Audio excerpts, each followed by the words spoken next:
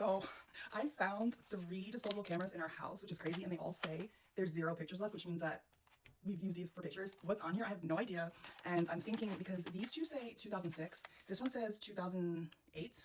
I have no idea what's on these at all, but I'm thinking these could possibly be from our wedding because when we got married almost 19 years ago, April will be 19 years, we decided, and again, this is back when there were cell phones, but there wasn't cameras on the cell phone. They were like the small little flip phones, Blackberries, you know, old school stuff. So we bought these cameras.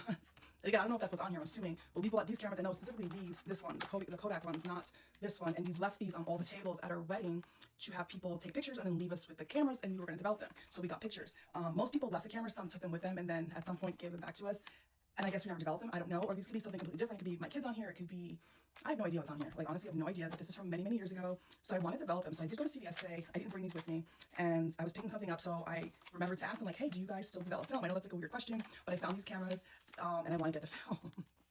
So the guy's like, yeah, he said, but FYI, he said, it's going to take like at least a month for you to get your photos back. And I'm like, what? Because when we used to develop these back in the day, which is totally making me feel old, you can get these back the next day, or you could pay extra and get them back within 1 to 2 hours. Now, again, I was not expecting to get these back within 1 to 2 hours, or not even the next day, but in my brain, I'm like, it'll probably take about a week, but 30 days sounds crazy because I used to like when I was in high school, I went to a trade school. It was high school first, and then after I would go to trade school. And so the first year I was there, they make you try like different, what do you call it, different, before you can pick what you want to major in, you have to try like X amount of classes. This is what they did back in the day. I don't know that they do that still.